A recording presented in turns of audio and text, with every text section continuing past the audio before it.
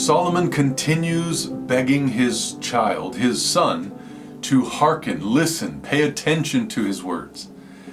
You know, sometimes as parents, we really want that our children will listen to us. Had you listened to what I had said, you wouldn't have got a ticket, you wouldn't have gotten a fight, you probably wouldn't have gotten that thing stolen if you'd have paid more attention to what I've told you before and given you an example. You wouldn't have been hurt in your heart by that girl that you liked so much. There's so many scenarios that go into this where you could say just like what Solomon said, if you had only listened to my words. Now, here he's basically begging his son to hearken unto him. My son, attend to my words, incline thine ear unto my sayings. Let them not depart from thine eyes. Keep them in the midst of thine heart, which is your mind. So keep my words and my sayings in your eyes and in your mind. Like, focus on them, right?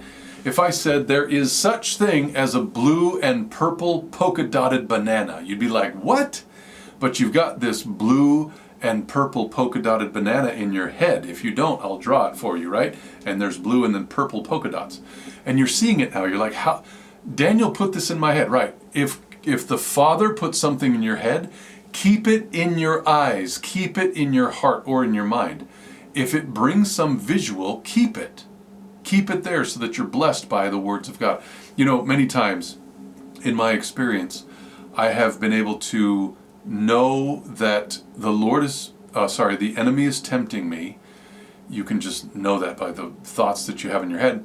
And so one of the things I have reverted to so many times is I think about the clouds of heaven and the Son of God, the Christ, coming in the clouds of heaven. That to me diverts my thoughts. It brings me to something that I don't want to be thinking about that while that's happening.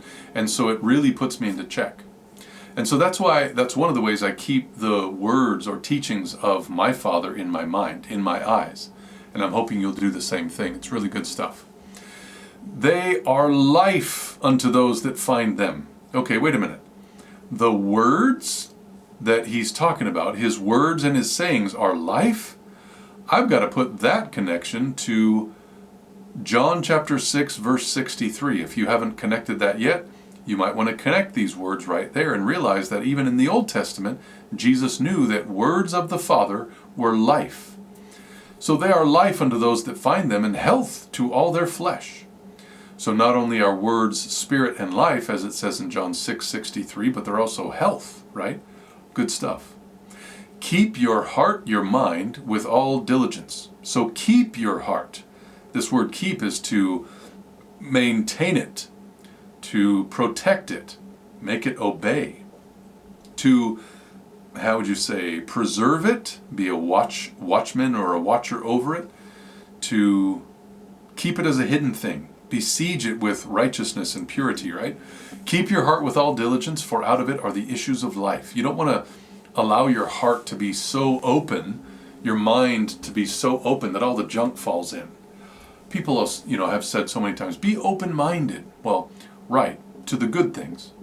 But if a bunch of sinful things are trying to get into your mind, you don't want to be open-minded. You want to shut that like a sieve and only allow those things that are, the right size, if you will, to fall through. And so let's not be ignorant just because we're living in a world that wants us to be open-minded. Keep your heart with all diligence, for out of it are the issues of life. Put away from you a froward mouth. Froward means perverse, okay? So in the Hebrew, it is an idiom that leads us to the word froward. But it really could be translated perversity, or put away from you a perverse mouth, and perverse lips put far from you. Again, this is Hebrew parallelism. It's obvious right here. And let your eyes look right on, so you're not looking to the left or to the right, because when you go to the right or to the left, you will hear a voice behind you, which is the ministration of angels, saying, this is the way, walk ye in it. Let your eyelids look straight before you. Don't go to the right or to the left. Straight path, straight and narrow, right? Ponder the path of your feet, and let all your ways be established. Now, why would you ponder the path of your feet? Well, remember, you are on a path that leads to life. It is straight, it is narrow. If it veers to the right or to the left, just like Christian in Pilgrim's Progress, you might be tempted. That looks like a nicer, easier path. Down that road a little bit, you realize you're stuck in the valley of despair, right?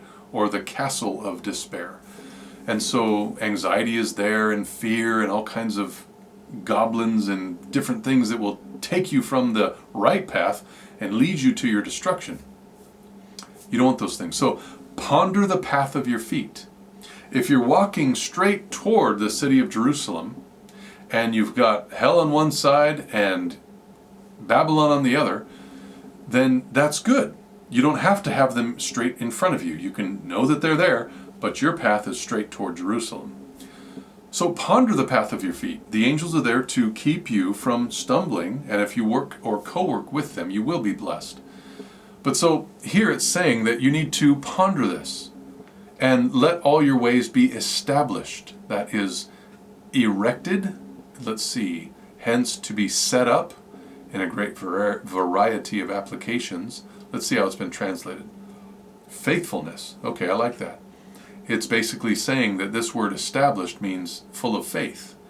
To be fastened, to be firm, to be fixed or perfect, to be orderly.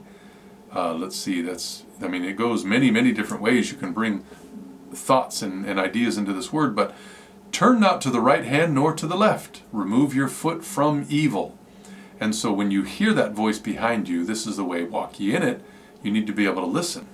We're told in the writings of Sister White that when we are resurrected, the angels will be the ones that will bring us to the Lord in the air. We know that from 1 Thessalonians 4, verses 13 and onward, really 16 through 18, but maybe 15.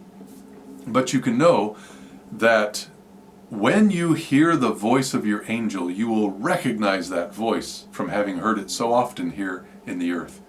And I want to be able to hear the voice of God to me first and foremost through His Word. But sometimes we're guided when we hear that voice behind us, this is the way, walk ye in it. I want to be able to hear that voice, understand it as the voice of God, as long as it is consistent with the Word of God. And then I will know I will be directed by the Lord of hosts. Now, we can know by the Word of God, by providence and impressions upon the heart, what God is doing for us. We know that from the writings of Sister White as well. And so I want to be part of that. I want that to be part of my life. I want to be a servant of God, doing that which He would have me to do. What about you?